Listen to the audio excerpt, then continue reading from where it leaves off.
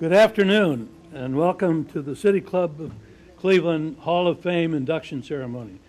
I'm Dick Pogue. I'm a past president of the City Club, and I'm very privileged to be presiding here because the person who was supposed to had to go to another meeting. We're really doing a wonderful thing today. We're inducting 3 additional people into the City Club Hall of Fame. These are 3 individuals who have made an indelible mark on the club.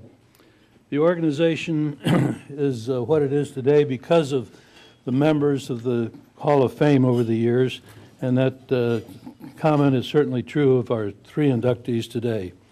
As you know from the advanced publicity and your programs on your tables, these 3 individuals who have been great supporters of the City Club are Myron Krotinger, who has the longest tenure of any City Club member.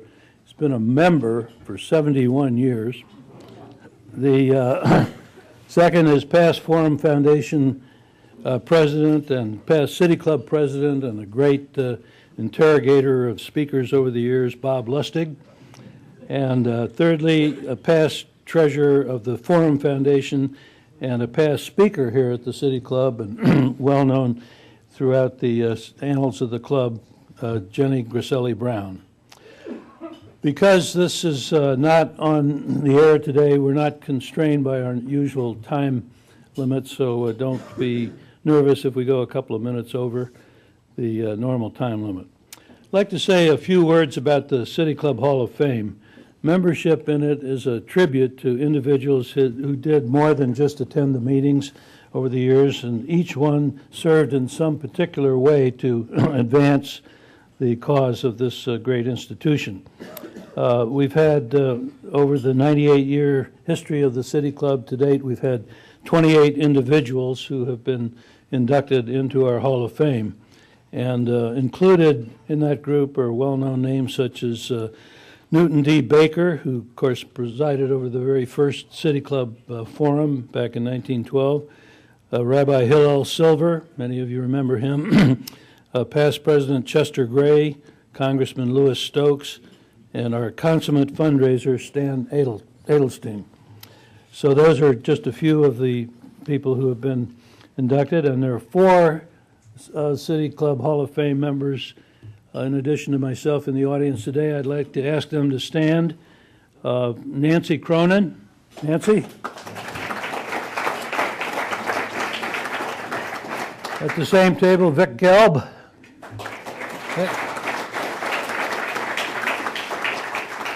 And the father-son combination of Seth and Rick Taft.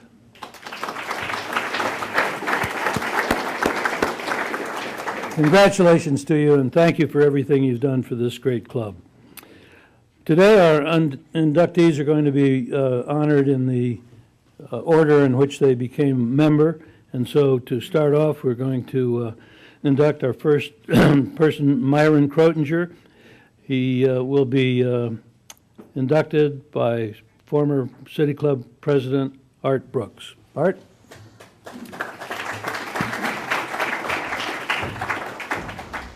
Thank you, Dick.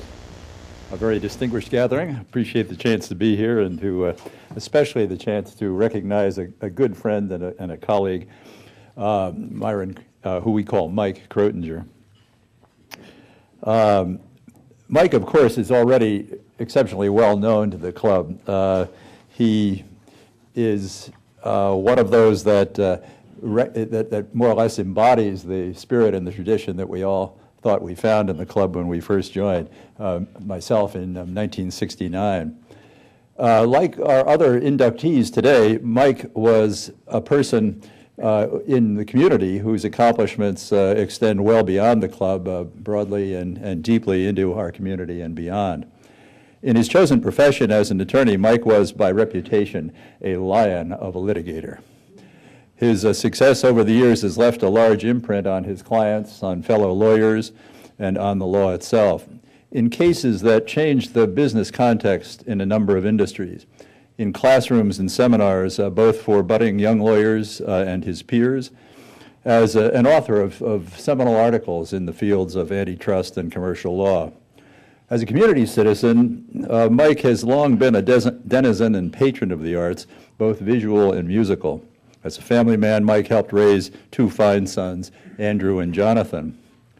As a member of the club, we remember him fondly as a regular at Friday forums who would often rise in a courtly manner to pose a gently worded but unanswerable question to the speaker. As an active member of our Special Programs Committee, Mike strove to see that novel or contrarian ideas were not entirely overlooked.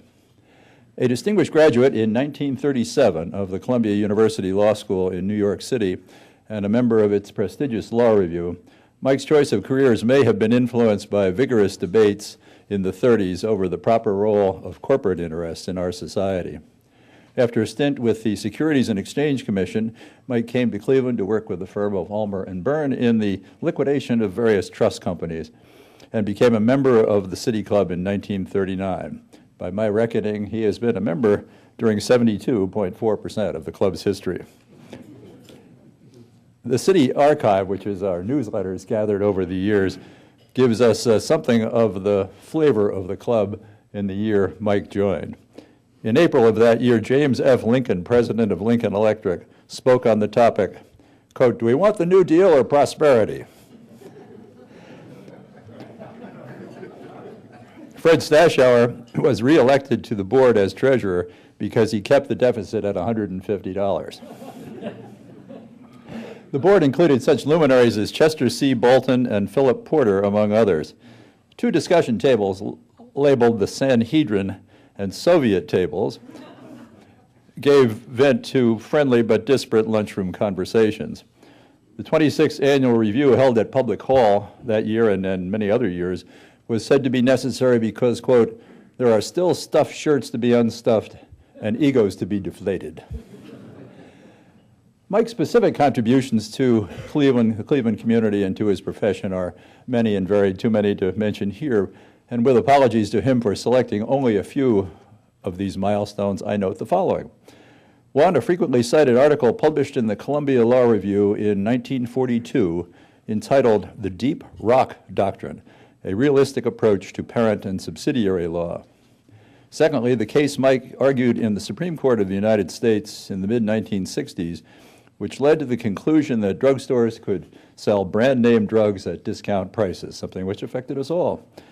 Mike's success and service to the Print Club and to the Museum of Art, and his selection as an honorary trustee of the Cleveland Institute of Art speak of his interest there. So Mike, wherever you are, we honor you today as a kind of Renaissance man, a mensch who embodies the ideals of the club, and we are proud to recognize you as part of the Hall of Fame. If there's any room on your wall for another plaque, we have one for you today, which I will deliver to Don Cairn at an appropriate time. But we understand that through the miracles of modern communication, it is possible that Mike may be with us right now from his remote location. Is that so? Are you there, Mike? May not have been able to make it. Okay.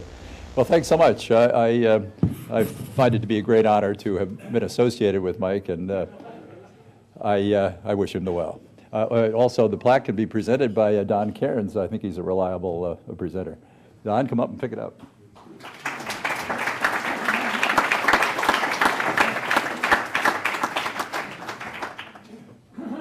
Photo opportunity.